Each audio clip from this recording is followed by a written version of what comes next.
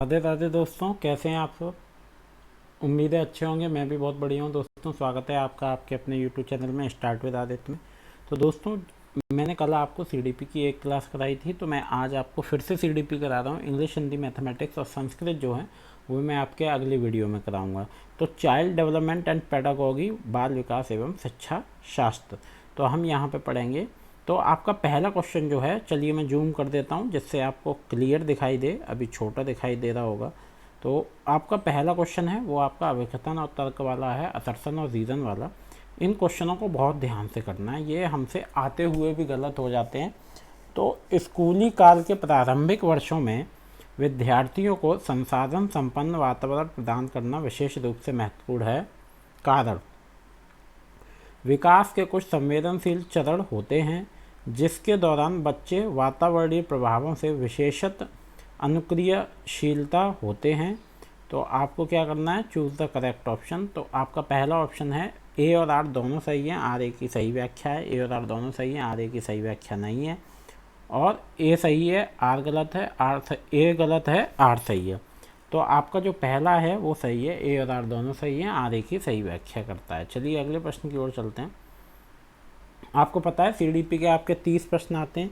इनमें आपको जो महत्वपूर्ण, अगर आपको 7 से 8 प्रश्न करने हैं तो आप जीन पियाजे और कोहलबर्ग और आपके एक लेव वाइगोस्की, इनको आप जरूर पढ़ लें। इनके 3-3 क्वेश्चन जरूर आते हैं। तो हालांकि विकास के क्षेत्र एक दूसरे से संबंधित होते हैं, फिर भी बौद्धिक क्षमताएं जैसे कि तार्किक विचार इत्यादि को विकास के किस क्षेत्र के अंतर्गत सापेक्ष रूप से पढ़ा जाता है।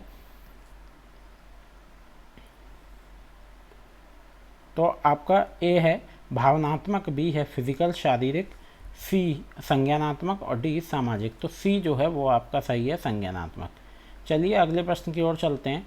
प्रारंभिक बाल्यावस्था के दौरान निम्न में से कौन सी संस्था बच्चों के समाजीकरण की प्राथमिक संस्था की भूमिका निभाती है।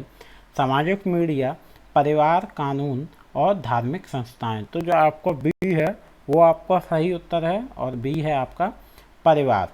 चलिए अगले प्रश्न की ओर चलते हैं।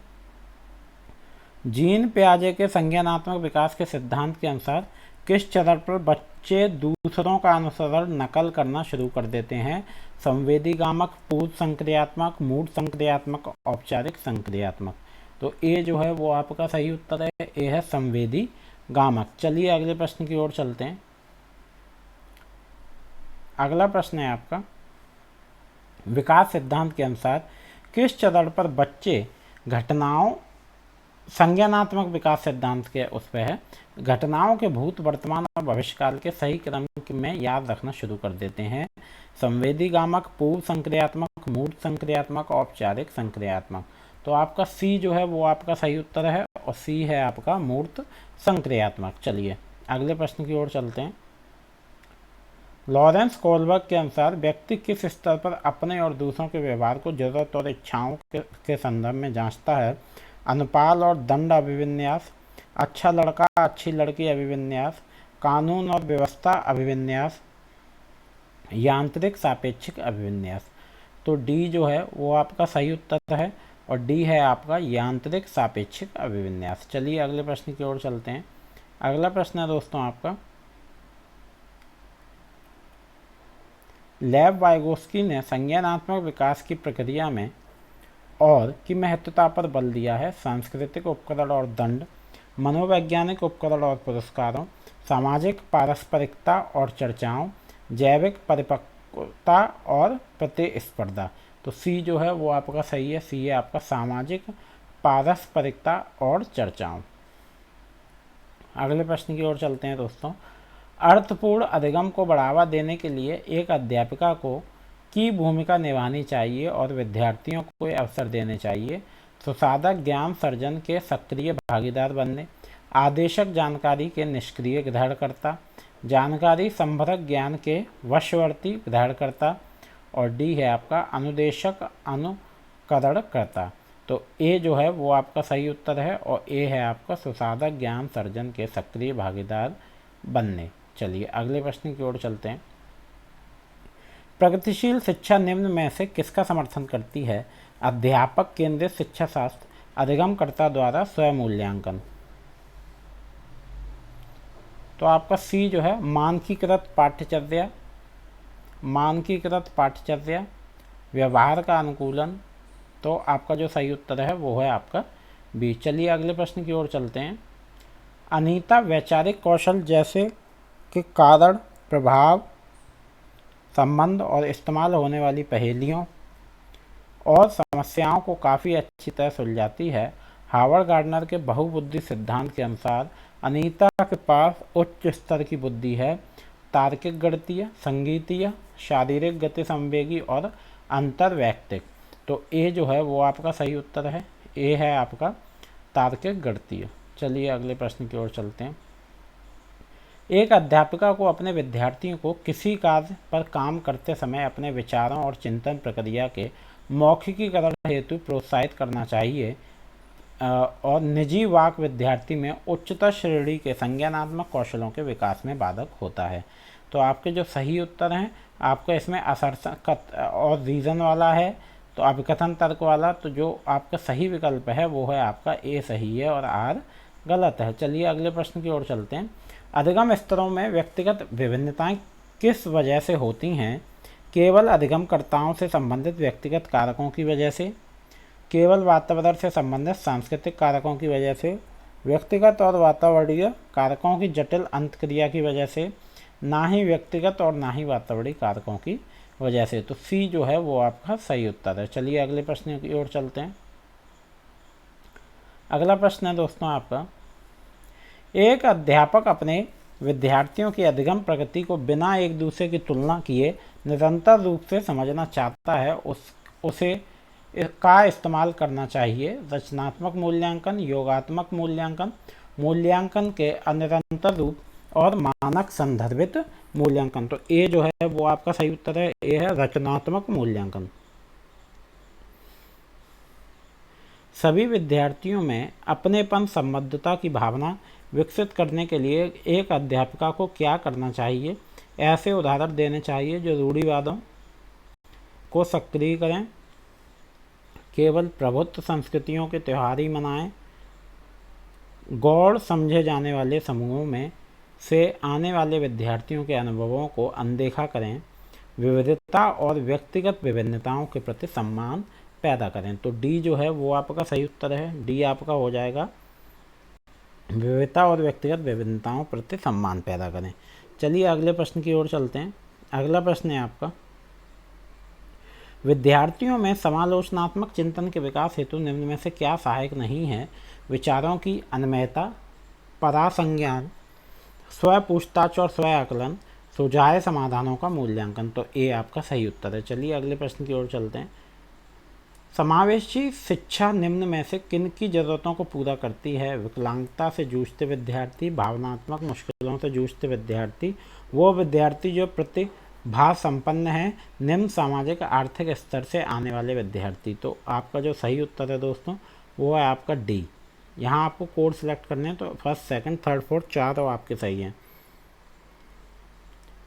विषय वस्तु को पढ़ते समय अक्षरों और शब्दों को हटा देना, जोड़ देना और उनमें फेरबदल कर देना निम्न में से किससे सापेक्ष रूप से संबंधित है?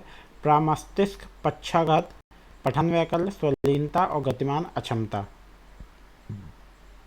माफ करिएगा, तो आपका बी जो है वो सही उत्तर है।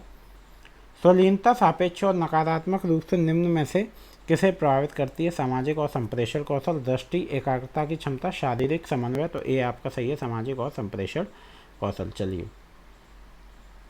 प्रतिभाशाली विद्यार्थियों के संदर्भ में निम्न में से कौन सा सही है? उन्हें कभी भी अधिगम आवश्यकता नहीं हो सकती, उनमें मानसिक क्रियाओं की उत्क्रमणीयता की कमी होती है, उनमें जिज्ञासा की भावना बहुत क्षीण होती है, वो अभिव्यक्ति में प्रभाव और विवर्धन दर्शाते हैं। तो डी जो है वो आपका सही उत्तर है। श्रवण बाधिता से जूझते विद्यार्थियों के सफल समावेशन में निम्न में से कौन सी पद्धति सहायक होगी? चलचित्र और वीडियो को बिना उपशीर्षकों के दिखाना, मौखिक रूप को मूल्यांकन के प्रधान रूप में इस्तेमाल करना, संप्रेषण के मौखिक रूप को दृश्य रूप से परिपूर्ण करना, जानकारी प्रस्तुत करने के लिए अधिकतर व्याख्यान विधि का प्रयोग करना। तो सी जो है वो आपका सही उत्तर है। बच्चे रिक्त स्थान की ओर सीखते हैं, अमूर्त से मूर्त की ओर, सांकेतिक से चित्रात्मक और विशिष्ट से सामान्य और सरल से जटिल। तो बच्चे हमेशा सरल से जटिल की ओर सीखते हैं। चलिए अगले प्रश्न की ओर चलते हैं। अगला प्रश्न है, निम्न में से कौन सी अधिगम युक्ति जानकारी के प्रक्रमण में प्रभावशाली नहीं होगी? रेखांकन और चिन्हांकित करना, स्मृति सहायक विधियों का प्रयोग, उदाहरण सृजन करना, निष्क्रिय अनुवाचन करना। तो डी जो है वो आपका सही उत्तर है। फिर से आपका अभिकथन और तर्क वाला प्रश्न है। तो किसी संप्रत्य को पढ़ाते समय एक अध्यापक को उदाहरण और गैर उदाहरण दोनों पर ही चर्चा करनी चाहिए। उसका कारण है आपका, गैर उदाहरण विद्यार्थी को भ्रमित कर देते हैं और किसी संप्रत्य को पढ़ाने के लिए अप्रासंगिक होते हैं। तो आपके जो सही विकल्प चुनेंगे तो ए और आर दोनों सही हैं। आपके इनमें विकल्प समान रहते हैं तो सी आपका सही है, ए सही है, आर गलत है।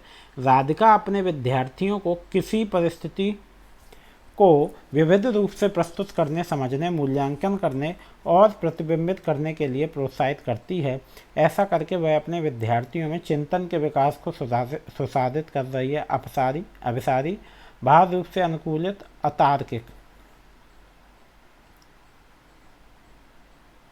तो ए जो है वो आपका सही है।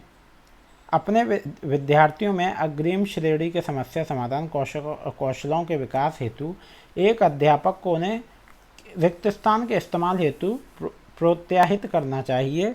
अनुक्रिया समुच्चय, प्रयत्न त्रुटि विधि, अनुरूपक चिंतन और कठस्थीकरण। तो सी जो है वो आपका सही उत्तर है। सी है आपका अनुरूपक चिंतन। चलिए अगले प्रश्न की ओर चलते हैं।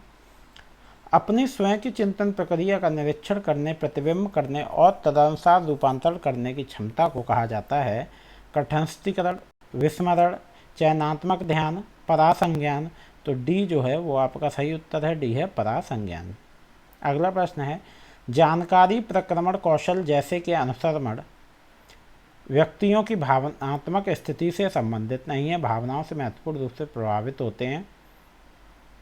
नकारात्मक भावों जैसे कि उच्च स्तरीय चिंता से सकारात्मक रूप से प्रभावित होते हैं। सकारात्मक भावों जैसे कि जिज्ञासा से नकारात्मक रूप से प्रभावित होते हैं। तो बी जो है वो आपका सही उत्तर है। चलिए अगले प्रश्न की ओर चलते हैं। के लिए सीखना भाव अभिप्रेरणा का उदाहरण है। जानने की उत्सुकता की पूर्ति, संप्रत्य को समझने, दोस्तों के बीच लोकप्रियता पाने और संदेहों को दूर करने।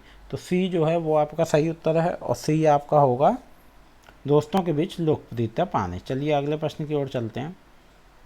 अधिगम सबसे अधिक प्रभावशाली और अर्थपूर्ण होता है अगर विषय वस्तु विद्यार्थियों के सामाजिक परिवेश से संबंधित हो, शिक्षा शास्त्र मुख्यतः अध्यापक केंद्रित हो, अधिगम लक्ष्य प्रदर्शन अभिमुखी हो, विद्यार्थियों को ज्ञान सर्जन के अवसर ना दिए जाएं। तो ए जो है वो आपका सही उत्तर है, ए है विषय वस्तु विद्यार्थियों के सामाजिक परिवेश से संबंधित हो। चलिए अगले प्रश्न की ओर चलते हैं। आपका लास्ट प्रश्न है सीडीपी का और वो है आपका माफ़ करिएगा, इधर होगा वो है आपका, निम्न में से कौन सा कारक अधिगम को सुसाधित करता है? योग्यता का वार्धिक मत, आसपास में विकर्षण, भाषा में अनभिज्ञता और संबंधी न्यूनता। तो ए जो है वो आपका सही उत्तर है, योग्यता में वार्धिक मत। तो यहाँ दोस्तों आपके सीडीपी के प्रश्न हो गए। अगला आपका मैथ का है, वो मैं आपको अगली क्लास में कराऊंगा। मिलते हैं अगले वीडियो में। राधे राधे, धन्यवाद।